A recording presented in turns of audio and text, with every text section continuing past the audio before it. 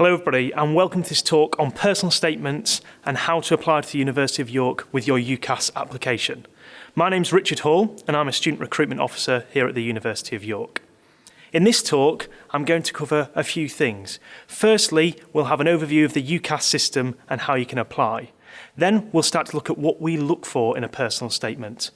Thirdly, I'll give you some examples, some top tips, and we'll talk about how we might use evidence to really make the most of your personal statement. Don't worry if you haven't started your application or your personal statement just yet. Hopefully this talk will help. We have lots of staff here available at the university if you've got any questions. You might be familiar with UCAS already. It's the online application system for most UK universities. There are some exceptions, some dance schools, performing arts schools and music conservatoires as well. But students will log into UCAS online and apply for up to 5 courses. Most students will be able to select 5 courses initially and then later shortlist to a first choice and a second choice, what we call a firm and insurance choice. Again, there are some limitations. If you're applying to medicine, veterinary science or dentistry courses, you might be limited to 4 choices. I thought it might be really useful to show you an applicant journey, how students apply to UCAS and what that really looks like for both the applicant and a university as well. So, an applicant will apply for their 5 UCAS choices. UCAS will then send that to each individual university. Every university will make a decision on that application and then send it back to UCAS. Once a student has received all 5 applications back, they'll be able to make that first and second choice, firm and insurance choices.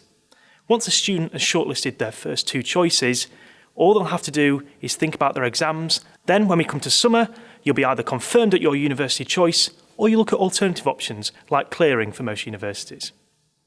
Currently, there are 2 deadlines you need to be aware of. The 15th of October for dentistry, medicine and veterinary science courses, and also if you're applying to Oxford or Cambridge. At the University of York, there is only 1 course that has that deadline, and that's medicine through the Hull York Medical School. Most other courses in the UK, the deadline you'll be looking at is the 15th of January. That means you have to submit your application online by the 15th of January to be given equal consideration with other students. If you submit your application after that deadline, it might be that that course is full and we can no longer give you a place at the university. Please make sure you keep an eye on the UCAS website for the latest deadlines and any relevant changes. Before you apply, you need to make sure you research really carefully and thoroughly. A really good tip is to research twice and apply once. You can do this by visiting online open days, looking at university course pages, having a flick through a prospectus. All these things can really help with your research and are good ways to start your application. The next thing you might want to think about is work experience. Now, ordinarily, I would say students for programs such as medicine, social work, nursing should really think about work experience to strengthen their application. But for this year, things are a little bit different. And actually, it's not so much a priority. Just make sure you read around the subject, and if you're ever worried, make sure you contact the department for some extra information. One aspect you should really start to think about now are your personal preferences. Do you prefer a city or a campus-based university? Has the course got the right content for you? Is there the right academic and pastoral support to support you as a student? Think about all these things together and what your preferences are. You can start to ask teachers, family members and friends and what they think about universities, but ultimately this will be your choice and your research as well. So why is a personal statement so important? Well, a personal statement is your chance to affect your UCAS application and show universities what you're like both as a student and as a person. Ultimately, it's a university's way of understanding if you're going to be a right fit for the course. Universities can use a personal statement to assess your UCAS application. And in most cases, an application will be assessed on a UCAS application and the personal statement alone.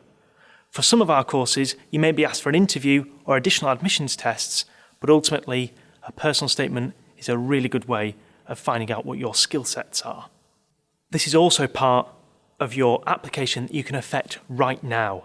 A personal statement is something you can work on and really showcase your skills and your ability. So why not make the most of that opportunity while you've got the chance? So what are we looking for in a personal statement? Well, really, we want students to demonstrate that they've got a deep understanding and commitment to the course they're applying for as well. If you're not quite sure if it's the right course for you, then maybe it's time to look at some other courses as well. We're looking for students to really showcase their motivations and their passions for studying a particular course. When assessing an application, we'll also look at your predicted grades and the rest of your UCAS application. But your personal statement is a really great way to showcase your academic and extracurricular skills as well. We're not just looking for you to tell us about what you know, but also about what you've learnt during your educational journey. Usually, we're looking for students to have about 50 to 80% of their personal statement to refer to their academic skills or those extracurricular skills as well. The key is always making it relatable to the course you're applying to, and that's the way that you'll really tie your personal statement together. So what is a personal statement? Well, a personal statement is part of your UCAS application that's around 500 words long, or 4,000 characters. That's just more than a side of A4. We're looking for students to be honest and positive about the courses they're applying for, but remember, this is a formal piece of work that will be viewed by multiple universities, so there's no need to put any jokes in there. The best personal statements have a really clear layout, and you can see the development of ideas. We're looking for students to get to the point very quickly, but also make sure their voice shines through. 500 words isn't a lot, so while we're looking for really good punctuation, grammar, spelling, it's more important that you communicate who you are as a student and why you want to apply for a course. So in your personal statement, we want to make sure that you've really fully researched everything to do with your course. One really good bit of advice would be to keep a course page or information page about that course open while you write your personal statement. Another really good top tip is to plan this like you would an essay or any other piece of work. Make a detailed plan, bring in the ideas that you want to communicate, and make sure you've got it all written out before you start your personal statement. Remember, you don't have to start with a quotation or a statement. We're more interested in your voice rather than something that somebody else has said. So make sure, if you are going to use a statement or a quotation, it's really relevant to your academic journey. And remember, the skills you learn pulling together a personal statement you are going to use throughout the rest of your life. Pulling together all these bits of pieces of information will be helpful when you start to apply for jobs, internships, or apprenticeships. Make sure you make a copy of your personal statement and you'll be able to reuse bits of it in the future. So what should you include in your personal statement? Well, first and foremost, you might want to think about the course. We're looking for students to really get across why they're interested and why they're passionate about a subject as well. Students often need to demonstrate with evidence and examples that they're really invested in the course they're applying for. If possible, try and relate your course to something that's really specific or part of your personal journey. If you're not really sure why you're interested in a course, why not start to look at some of the modules that you'll find in the courses that you're applying for? That might help give you some inspiration about actually what excites you or interests you about a particular course. If you can help it, try not to fall into cliches. It's impossible for all students to be inspired or driven by the same thing, so we want to hear about your personal journey and what drives you to really want to study that course. If you think about studying a joint on a course or two very different courses at universities, maybe think about some of those wider interests and wider skills, and that might help you start to think about how you craft your personal statement. Throughout your personal statement, what you'll really need to make sure you do is back everything up with examples and evidence. These help us understand how you've got to this stage and what sort of skill sets you might have developed along the way as well. If you're not really sure about examples and evidence, start to think about things like books, journal articles, podcasts, television programs, films, or bits of theatre that you've seen. Anything that can demonstrate why you're really interested in a course. On top of that, you might also want to start thinking about some of the subjects you've already studied and what skills you've developed from those subjects and how that might help the course that you're applying for. Perhaps certain aspects of your previous studies have really developed particular personality traits. That might be an EPQ has really helped you with research skills or with time management. It might be that your previous education has shown you the true value of dedication or of practical skills.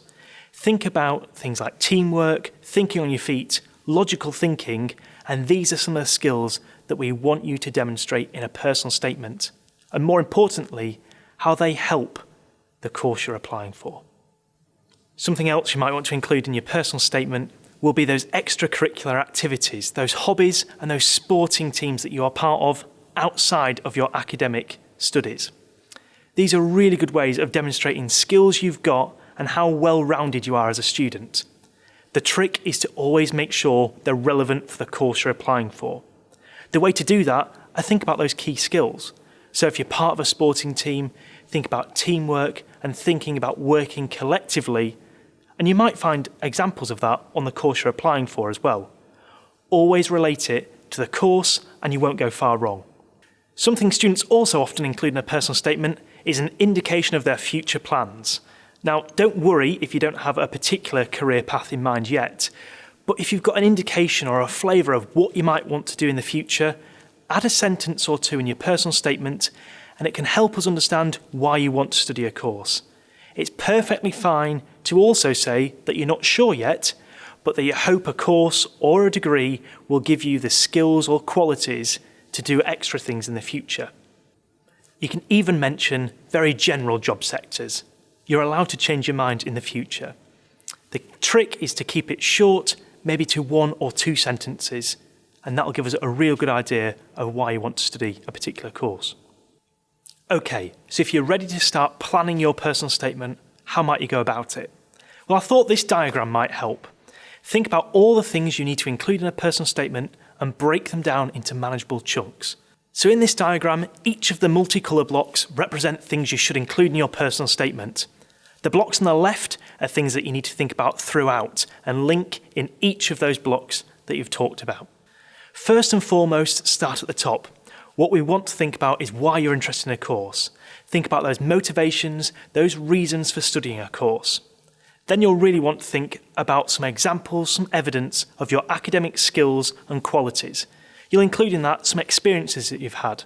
So this is the main chunk of a personal statement and will probably reflect some of your educational journey so far. After you've covered that, you'll probably want to start thinking about extracurricular activities, future plans, all those other bits that really make you a unique student. At all times throughout this, you'll need to make sure that you keep using examples and using evidence and always refer back to the course. If you want to look at the diagram for a little bit longer, why not pause the video now, make some notes and think about how you might use this in the future. You can always come back to it a little bit later on. You might also want to include some additional information in your personal statement.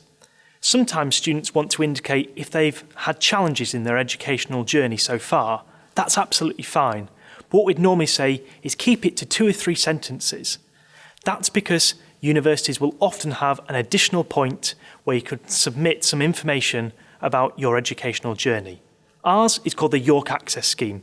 So if you have had challenges, make sure you also indicate them in there. You might also want to think about some of the other things you've done at school. That might be taking part in some widening participation activities or access to university activities as well. All these things can be included in a personal statement to help build a picture of what you've done so far. Even things like an EPQ can be really good to include in a personal statement, but you'll probably mention those in the qualifications section of your UCAS application as well. So when you do mention them, briefly mention them and perhaps move on. Remember, if you forget to put anything in your personal statement, you can always send an email to the admissions team at the university you're applying to.